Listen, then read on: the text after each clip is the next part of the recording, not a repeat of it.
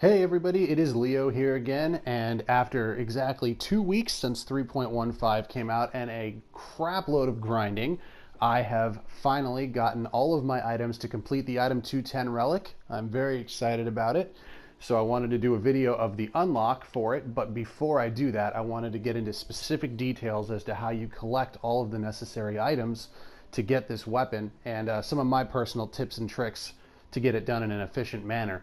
So first and foremost, the whole cornerstone of this last leg of the quest is you need to get 20 of these unidentifiable items. In order, they are bone, shell, ore, and seeds. All right. Now you can get these through a plethora of different ways in the game. The producers this time around were nice enough to basically reward you for just about any style of gameplay. Of course, the most efficient way to do it is to pretty much do all of those things every time you play to gather as many things as quickly as you can. Anyway, I'm going to cover all those now in order. First off, beast tribes. Now, every single beast tribe, with the exception of Ixali, can give you some of these items. Now, in order, the Amalja give you bones, the Sahagin give you shells, the Kobold give you ores, and the Sylphs give you seeds, and then the Vanu can actually give you all four. Now, I'm about to throw out a bunch of numbers and details, so if you have annotations disabled, you may want to turn them on. I'm going to put annotations in here. Anyway, for the non-Vanu beast tribes, so the Amalja, Sahagin, Kobold, and Sylphs, you get one item for every 13 tier 3 quests that they have. So the highest tier before you hit max rank are the only quests that give you tokens for them to turn in. So every the first item of these unidentifiables you get in 5 days, and then the next two you get in 4 days each. So 5, 4, 4, 13 days total gets you 3 items from each, and then the cycle starts over. With Vanu, it's 18 tokens, so 6 days, since you can only get 3 per day for them as well. Every 6 days you can select one of any of these items. They give you all of them. So what I was doing was I was using them to supplement the ones I had the least of at the time. Next, Alexander. Now this is the method I chose to do the least, but every turn of Alexander normal mode 1 through 4 also gives you a token, 100% drop. Alexander turn 1 gives you the token for bones, turn 2 the token for shells, turn 3 the token for ores, and turn 4 the token for seeds.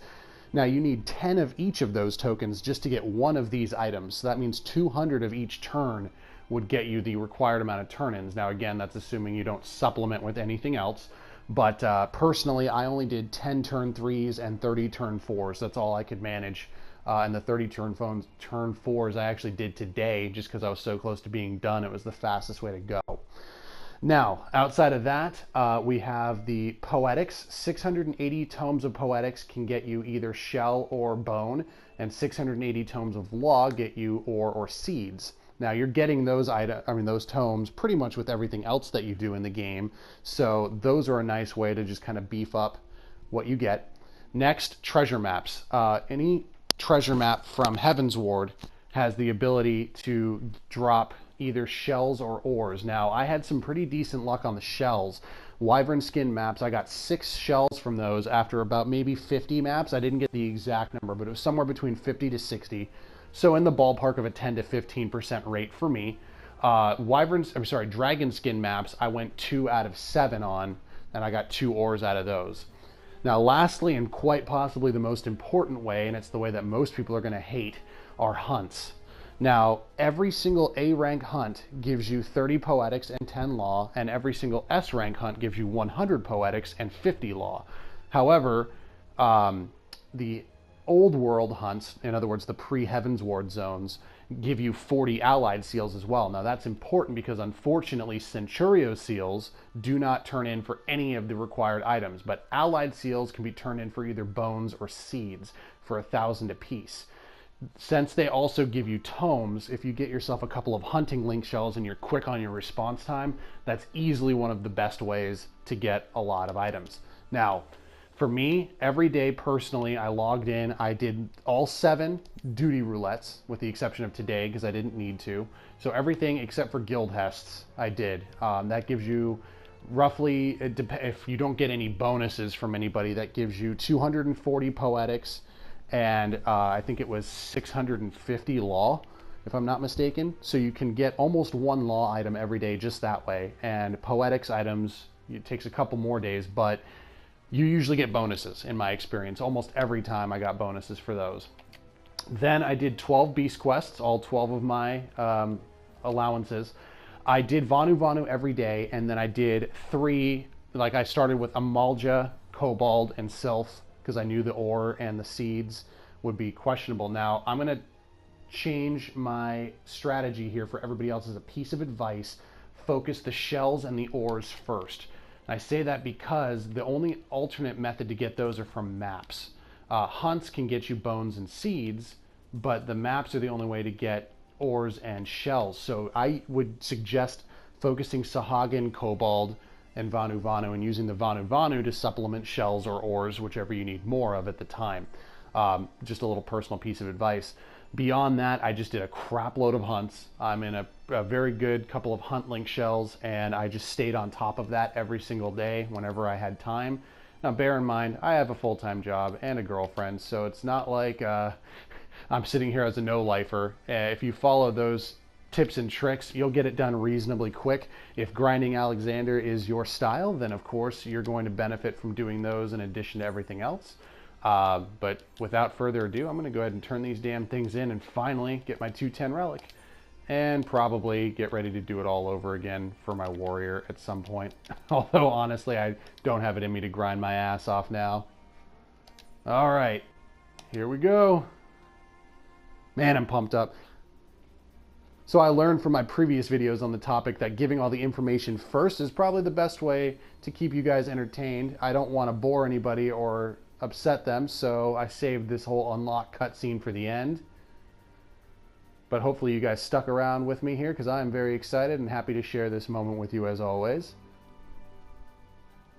Oh, good, and it's no dialogue and them handing invisible items to each other. Beautiful.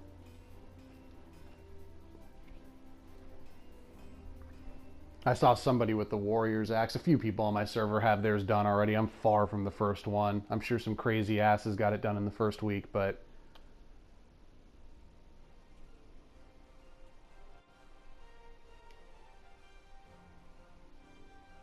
Why is it Geralt? Oh, holy crap, that looks awesome.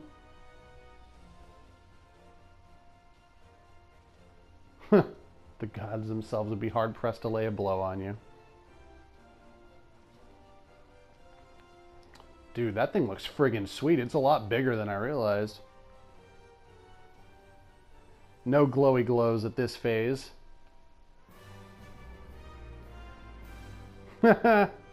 The old Final Fantasy I fanfare. Well, not victory fanfare, but...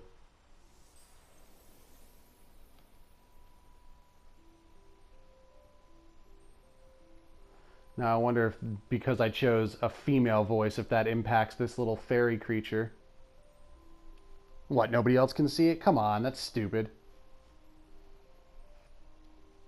I guess not.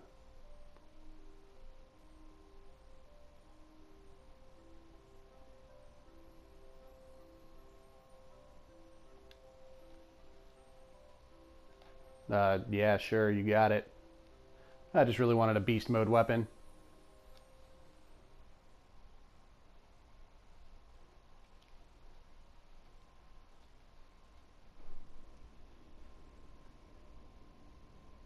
What, is that it?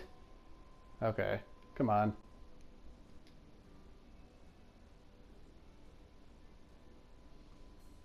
When you're sober. Nah, he's better when he's drunk.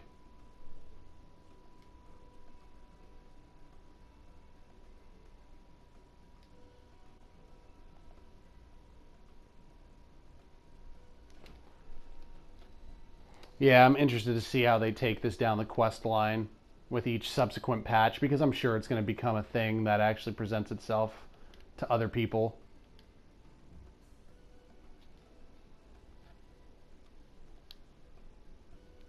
Well, there you go. There's the hint at it right there.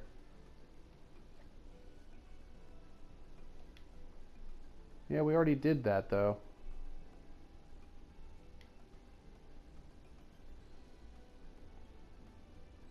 Now, I mean, obviously, I know these things are a higher item level than the old Zodiac weapons were, but it's kind of silly to think that these are superior to these, like, ancient phenomenal weapons.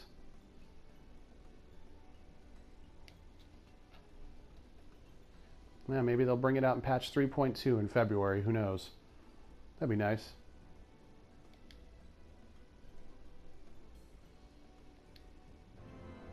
Sweet.